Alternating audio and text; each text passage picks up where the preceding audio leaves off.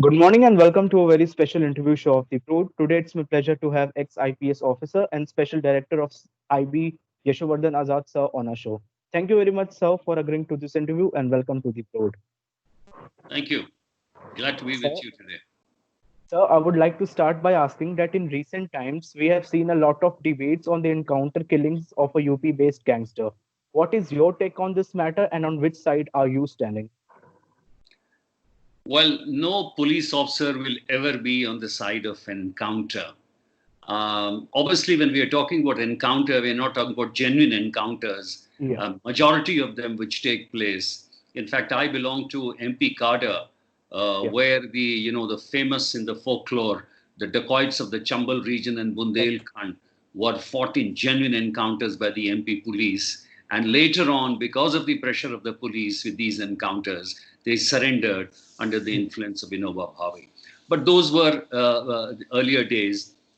In the recent times, I agree with you that Vikas Dubey kind of encounter has raised a lot of questions. Yeah, And I agree, I'm totally against these kind of encounters, which any IPS officer would be. But circumstances are such that today the police and a section of the police thinks that encounter is the way to get out of a situation. Uh, a person like Vikas Dubey reflects that our criminal justice system is totally broken. yeah, And the clear example of it is that a person in the early 21st century, as it were, in a modern age coming in, he kills a minister in a police station in front of 19 witnesses, and each one of them during the court trial says that he hasn't seen anything, yeah. which tells you the real story. So perhaps this leads to these kind of shortcut methods by the police, which is absolutely unfortunate. So my view is that the Vikas Dubey's encounter was unfortunate. In fact, if Vikas Dubey would have lived, he would have told the tales of many an association he had with the powers that be, with the politicians, and what exactly happens in grassroots politics which compels these people to take the path that they have taken. Okay, so how does an encounter affect the lives of common people, or why is the encounter culture dangerous for a democracy? You know, if you really look at the history of mankind, there is some kind of a unique association of the people with this kind of kangaroo justice. You must have read history, Yeah, Mughal times, or even the British system, public hangings, public flogging, an eye for an eye, tooth for a tooth, and all these things, carry on, have yeah, been carrying on for a long time. But when we ushered in democracy, there had to be sound principle of justice on which you deliver judgments. You can't deliver justice publicly by hitting people, flogging people, or killing people. And that is why an encounter is an anathema to democracy. The criminal justice system wants that a person who's accused of something, there should be a charge sheet filed against him, that the police files the detailed charge sheet. It should be accepted by the court. The court should do a proper trial, and then he should get justice by sentencing. yeah, You know today that in our jails, there are so many people who are under trials. yeah, And it's so unfortunate that I feel even 70% of them should be released, yeah. because they should have been set on bail for a long time back. That gives you an idea of the criminal justice system. Now, looking at this, the question you asked is, why do people think like this about this? Yeah, Because they have a feeling now that perhaps people like Vikas Dubey and others, or the persons in Hyderabad, will not yeah. get justice. Or if they get justice, the justice will be so delayed for a year or years after, that perhaps this is a way out. And that's unfortunate. Okay, so the Vohra committee report has clearly highlighted the nexus between police, criminals, and politicians. Like because in the Kanpur case also there has been reports about the close relations of the Kanpur-based mafia with the local police station. So, do you believe that there is an immediate need to decriminalize politics? And if yes, then how to take it forward? You know what you've talked about is the stark reality today. It is true that I've written about this in detail somewhere, that today the grassroots politics which you're talking about is riven with dissensions, on grounds of caste, creed, communal lines, powers that be, haves and have nots. And the entire focus of the politicians or the powers that be is to control the local officials at the village and grassroots level. Are you able to hear me? Yeah, sure, sure, sir. So, so which means that the entire focus today is how to ensure control over the police stations, over the revenue administration. And that is why the politicians are looking for people like Vikas Dubey who are very useful to them in the elections. For example, delaying polling at a booth, or garnering votes in the name of caste. Vikas Dubey was very popular. It is said, in apostrophes. He was very popular in the Brahmin villages around, and that is why no wonder a local politician would like to take his assistance. Now, you know that Vikas Dubey's rise, meteoric rise, reached a zenith after he killed a minister. Minister, yeah, Thereafter, he had series of associations with various parties. In fact, with the Samajwadi Party, with the BSP party. This crime had occurred in the BJP regime. So no one is actually free of this taint. And that is why what happens is, when these people dominate the area, dominate the grassroots politics, everything is affected. Vikas Dubey took away lands of poor villagers to build his own mansion. But in the process, he would also help some of the villagers in getting back their lands through kangaroo justice to build yeah, up his support base. yeah, And so, what it means is that the institutions at the grassroots level are broken, but they are guided. The so called panchayat system also cannot be free from politics. So, it is under the influence of the same kind of people. And it is because of this that Vikas Dubey's reign supreme. Now, you've asked a very detailed question, which how do you decriminalize this? yeah, This is something which is our major problem in democracy today.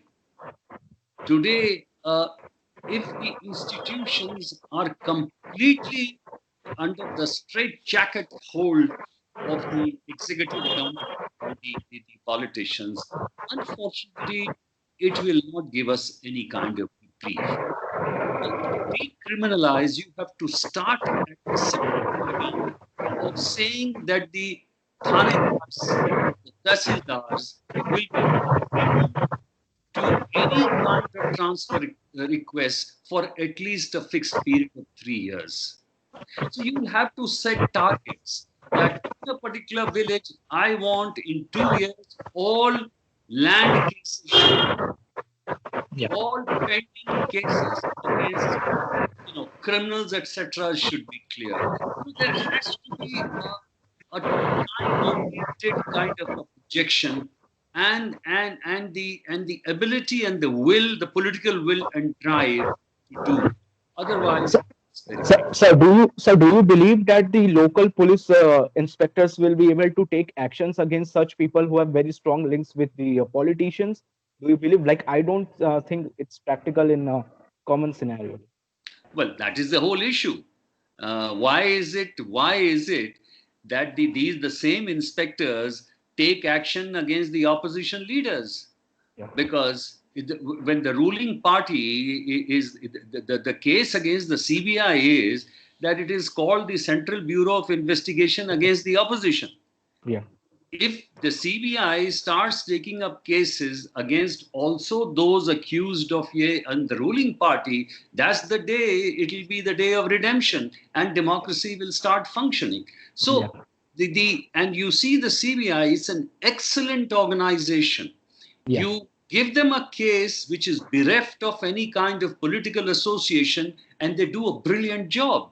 Yeah, of course. And that is why I've told you, if you don't give the requisite economy to the police today, because police is critical, all the Yeah. other services, the bureaucracy, for example, works for the elected executive to further their plans, to see that their agenda is political agenda is satisfied, to see that the announcement they made during the pre-election campaign that is implemented.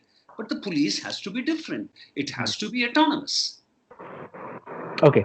Coming to the custodial deaths. So in Tamil Nadu and in other parts of the India as well, we have seen incidents of custodial deaths. And several reports also claim that there has been a significant rise in the custodial death, not just in India, but throughout the world. So why are the people involved in the custodial deaths not afraid of law? Share your thoughts on this. Well, there was a study which is conducted. It's a very famous organization. I'm sorry, I'm forgetting it. They said that it's around, there are annually about 850 to 900 cases of deaths, in which the police custodial torture deaths are around 150 a year. Rest I 750 guess or you are so. talking about NCRB report. Or No, it's not the NCRB report, some other independent organization. So most of these cases are prison deaths. And okay. so we are talking about 150 deaths a year, which I think itself is a huge amount. We should Yeah. not allow any custodial death. If it is 12 a month even, that's a large number. Yeah. Now, the Tamil Nadu case is a case of sheer police brutality, which no one should defend. And the worst part is that all the rules were were thrown aside. Even the CCTV was not working, which is mandatory as per the Supreme Court. So all norms were defied. In fact, I am still. It's difficult for me to accept the fact that the police in such difficult times is sitting near a shop to see that it is being closed or not. This is not the job of the police. Yeah. It's done under the Shop and Establishment Act, should be done by the municipality. Police has many other important things to do. So this kind of custodial torture should not be spared at all. And it was unfortunate that the state was, giving all kinds of replies to save their own faces. In fact, a murder case should have been instituted straight away. Now, there have been a lot of safeguards. For every death in police custody or an encounter, there has to be magisterial or judicial inquiry. It can be looked into by a judicial. Yeah. The court can announce a judicial inquiry. Yeah. The government is there to look into. So these institutions have to be strengthened. People say there should be another law on torture. Making laws are not going to help. Help. India signed the UN Convention Against Torture in 1997. And so, after signing that, it is mandatory that you come up with a law. There was a law also which was suggested, draft by the Law Commission. Now, it's a good thing. It should be done. But what I'm saying is that enactment of law alone will not prevent torture. What will prevent torture and what will motivate the police further? There are so many other things to look at. First of all, get the institutions strong and give exemplary punishment to the policemen who are involved in such cases.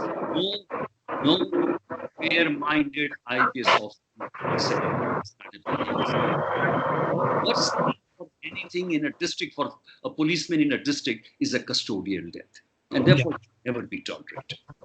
Okay, so what are your thoughts on the police reform in the criminal justice system? Like keeping in mind the scenario of custodial death. Police reform is something which people are awaiting for last 15 years after the Supreme Court announced with clarity every measure which had to be adopted by the various states. In fact, let me tell you something. The joke is that today even the police wants to reform itself, Yeah. but the state executive doesn't allow it. Yeah. No state chief minister wants the police to get any kind of autonomy. Yeah. And this has been the Supreme Court reforms. The progress have been reviewed even by, I think, Justice Thomas, who was Yeah. aghast to see that nothing has been done about it. So, what do we do? How do we push up the reforms? So, one thing is there that a lot depends on selection of good, honest, independent, police officers. That has also become a casualty in the states because you see that the honest and fearless officers who are not considered to be, practical and towing the line are not given the correct positions. Now, police reform is something which if security is an important issue, law and order is an important issue for you, then your budgetary allocation should reflect it. Yeah. Or look at the police structure in grassroots or village areas. It's crumbling. It's crumbling. You don't have basic, decent places for people to sit. You don't have interrogation rooms. You don't have the proper forensic labs to assist investigation. If you're rudimentary things are not solved, third rate police structure, you can't expect a first rate policing. So police has to begin fixity of tenure. It has to begin from a complaint cell. The police reform has to begin by selection of rare, good, and strong leadership. If even the Supreme Court measures are not being implemented today, then we have a serious problem at hand. I think it will be a very heavy cost for the democracy if we don't have independent and autonomous police. Okay. So do you believe that police should report to the high courts of the particular states instead of reporting to the home minister or the chief minister of a particular state? Like many people Ideally, argue this. ideally, you said what was in my mouth. I mean, ideally, I would say for every investigation they should report to the High Court. They say, why do the opposition always ask for a court guided investigation? And the Supreme Court has said also that we cannot do in every case a Supreme Court guided investigation. Yeah. But that is the only way. If you select the right officers, they will give you results. But it's a problem in the given regime. Every regime wants its own chief secretary, wants its own DGP. So that will remain a Yeah. problem for us. Okay. So I want to conclude by asking that what are the major challenges that you believe are in front of the police department with respect to stopping custodial deaths? Well, there are a lot of avenues which are already there to explore. Every police station is supposed to have CCTV installed. That is a great transparency measure and accountability measure, which is there. Then the second thing is to strengthen the institutions which are there. In every custodial case, there should be a judicial inquiry. A judicial inquiry would be impartial. It will not be a magistrate's inquiry or a police inquiry. Therefore, that itself will give exemplary punishment in such cases. And third, there should be complete ramping up of the infrastructure in the sense that all those people who are in the lockup should be of modern standards. The interrogation room should be there. The CCTV should be placed in proper ways. If you Yeah. have this, there is no scope at all for police torture or a custodial torture. Yeah. Thank you very much, sir, for giving us the time, and thank you very much, sir, for joining. Thank you. Thanks a lot. Thank you, sir. Thank you.